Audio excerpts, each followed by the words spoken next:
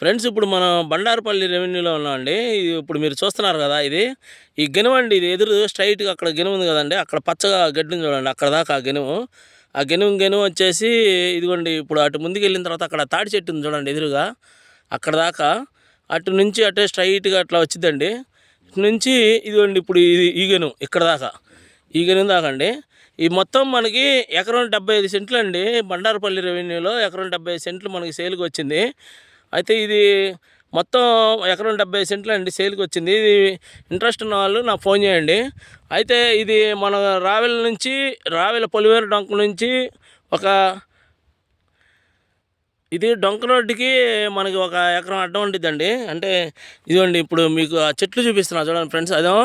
అది డొంక రోడ్డు అది. అది బండారుపల్లి డొంక రోడ్డు అండి. ఆ డొంక రోడ్డు నుంచి ఒక ఎకరం అడ్డం. ఒక ఎకరం తర్వాత ఈ పొలం వచ్చిద్దండి. అంటే ఇది మొత్తం మనకి ఎకరం 75 సెంట్లు ఉంది. అదిగోండి ఆ చివర అక్కడ కనపడుతుంది చూడండి అక్కడ దాకా ఆ మొత్తం.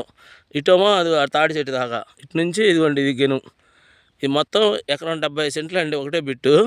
ఇంట్రెస్ట్ ఉన్న వాళ్ళు నాకు ఫోన్ చేయండి ఫ్రెండ్స్. అంటే కొంచెం ఇది డొంక రోడ్డుకి లోపల ఒక ఎకరం ఉంది కాబట్టి కొంచెం తక్కువ రేటుకే వచ్చిద్ది. ఇంట్రెస్ట్ ఉన్న వాళ్ళు నాకు ఫోన్ చేయండి ఫ్రెండ్స్. ఉంటానండి. Bye friends.